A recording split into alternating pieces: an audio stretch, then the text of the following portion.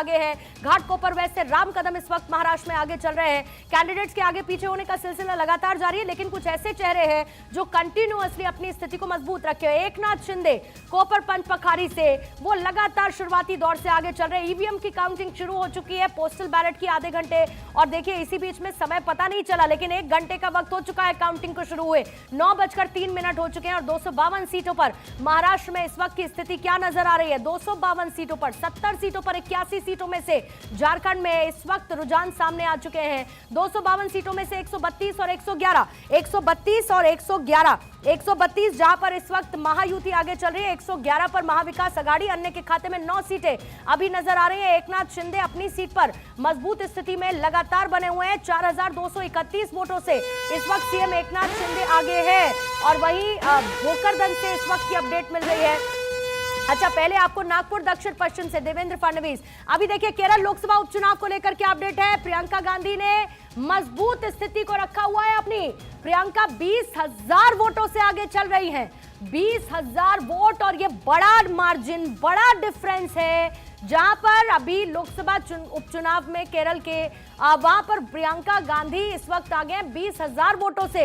इस वक्त प्रियंका आगे चल रही हैं। वायनाड पर हर किसी की नजर, पूरे गांधी परिवार की, और जाहिर बात है कि प्रियंका की जीत का अगर ये रुझान नतीजे में तब्दील होते हैं और प्रियंका वायनाड सीट से जीतती हैं, तो इसका बड़ा जश्न पूरा का पूरा कांग्रेस का कुनबा मनाएगा, क्योंकि प्रियंका गांधी का ये पॉलिटिकल डेब्यू है, पॉलिटिकल डेब्यू। इसी के साथ किया है प्रियंका गांधी ने मजबूत स्थिति में। और देखिए इसी बीच उत्तराखंड उपचुनाव में केदारनाथ सीट का अपडेट आ चुका है।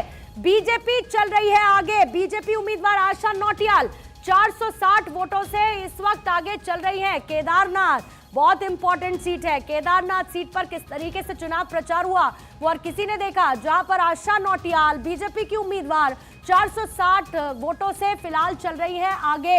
ये है उत्तराखंड उपचुनाव को लेकर अपडेट। इसी के साथ बाकी राज्यों में उपचुनावों को लेकर बड़ी तस्वीर निकलकर सामने आ रही है। एकनाथ शिंदे मजबूत स्थिति में इस वक्त नजर आ रहे हैं। देवेंद्र फडणवीस आगे चल रहे हैं। जेएमएम 21 सीटों पर झारखंड में लीड कर रही है, और देवेंद्र फडणवीस अपने ही गढ़ में मजबूत स्थिति से 3000 वोटों से इस वक्त देवेंद्र फडणवीस आगे। ये शायद नंबर अपडेट हो गया, इसको एक बार चेक करेंगे देवेंद्र फडणवीस का जो वोटों का नंबर है। इसके साथ ही अजीत पवार बारामती से अभी फिलहाल आगे चल रहे हैं। गांडे से झारखंड में कल्पना सोरेन इस वक्त आगे चल रही है। बीजेपी की मुनिया देवी वहां पर पीछे, और अजीत पवार जो है 3000 वोटों से आगे। डेप्यूटी सीएम अजीत पवार 3000 वोटों से आगे। इधर डुमरी से जेएमएम की बेबी देवी पीछे चल रही है। 70 सीटों पर आए रुझान। आजसू की यशोदा देवी इस वक्त चल रही है आगे। काउंटिंग जो सेंटर्स है वहां पर जरा भीड़ देखिए, कार्यकर्ता है जो वहां पर नुमाइंदे हैं पार्टी के, वो वहां पर है। और साथ ही साथ इस बात की ताकीद भी दी गई कार्यकर्ताओं की कि भाई जरा सी भी अगर गड़बड़ी देखे तो आयोग को जरूर रिपोर्ट करें।